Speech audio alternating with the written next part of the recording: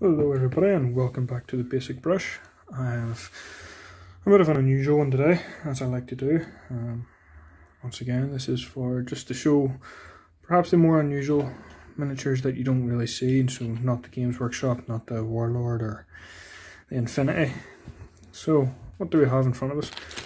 This is actually the way it was delivered, along with a 32mm base. This is Sigheard, the WIHTGÄR from Mierce Minis. Mierce, if you're unaware, is a small company in England. I know there's a bit of history behind them. Some people do and some people don't. I'm not going to even touch on that in this video. They're mainly known for their resins. Their resins are fantastic. Their casting is lovely and crisp.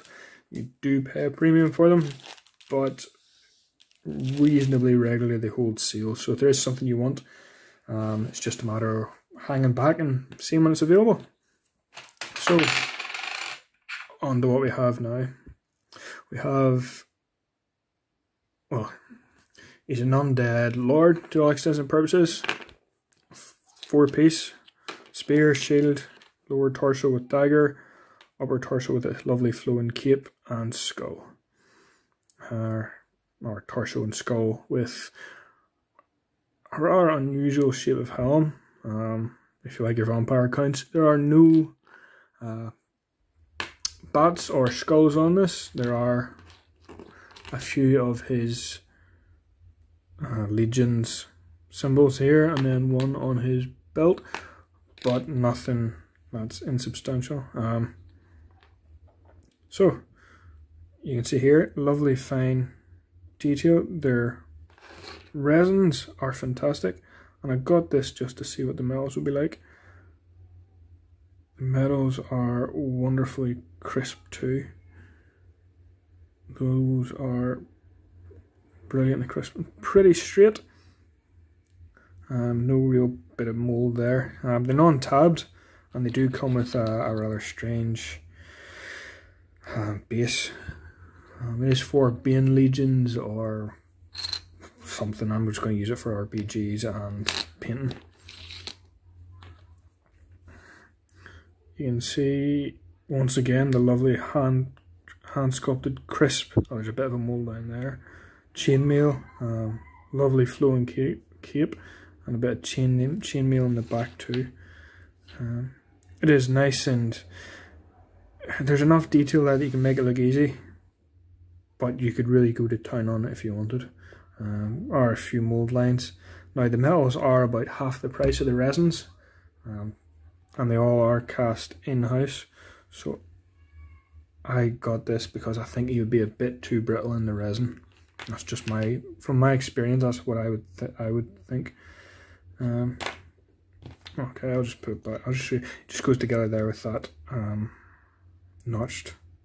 No gaps really worth, or was a small gap, but it'll be hidden behind the shield and the spear arm. So yeah,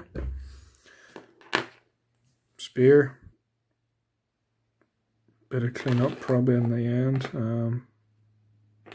There's enough detail. The camera's not particularly liking it. Bit of flashing around the arm too. They are meant to be not your traditional skeletons. They are meant to be more some nice etchings on the actual shield itself. So they are meant to be more undead, medieval English-esque borrow wights rather than Greek or Persian skeletons or Roman skeletons that we'd be used to. They do have quite a lot. I think they've a unit of 10 archers and a unit of 10 spearmen and maybe a unit of 10 swordsmen. I will put this together, or as far back or as much as I'd like to at this meantime, and I will be back in a second. And we are back with Sigheard. It's been a couple of days since I've done the last one, so I'm giving him time for his base to dry. I've assembled him, went together pretty easily. Handful of parts always helps with that. He's still unattached at his waist due to I want to be able to paint the cloak easier. I always find having him in sub-assemblies with a cloak especially in this situation, makes it slightly easier, as well as getting in the back of that shield. Base itself, brown stuff and green stuff world texture roller. Nothing too simple, nothing too fancy, just because I'm going for an undead Barrow-esque look. Probably shove him into my Call to Arms as well. So, assembled scale. He's quite small for what he is, although he is a skeleton, so he will have no flesh and he will be more disjointed. To put him into perspective, here is a skeleton from... it is from Avatars of War printable. This is probably what I call more of a heroic scale skeleton, and he is quite a good bit bigger, although he's got 2.5 mil of extra half mil of cardstock there. Here's an unreleased minis from Poland, one of my favourite companies. Halfling, female halfling archer. As you can see, scales quite well with that actually. We have a few dwarves here that he scales quite well with. Compare him to perhaps Legion, and you can see just how tiny he is, although Legion are smaller. Versus perhaps one of the Call to Arms Draugr. Let's see if I can find one somewhere.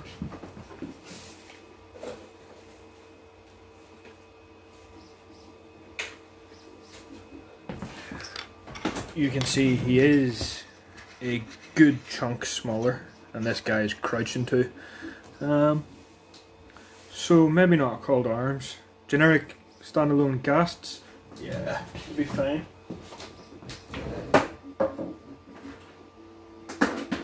I was looking for some of the GW skeletons. I don't have any to hand right now, but I do have a GW Urukai, Scouting Urukai, so we'll give you a shot. So it does fit in quite well with the more non-heroic scale of GW's minis, so there is use for that, be it in Lord of the Rings or even if you just want a smaller skeleton. Pair that with perhaps a Warlord mini as well, just so there's a good lineup. He does fit in quite well with Warlord's bolt action range. So if you're perhaps wanting to go for some Conflict 47, Waffen SS, going in for some occult research, or your Indiana Jones levels of bolt action, which can be quite fun, you'll fit in quite well with that. Perhaps more in line with the human as well, some Black Scorpion minis. I think he fits in quite well. When you take away the flesh coming from the bones, not perfectly, but from 3 foot, nobody's going to really notice unless they're rivet counting. So yeah, there you go. There's my review of Mierce Minis Sigheard, the WIHTGÄR champion. Thank you. Speak to you again soon.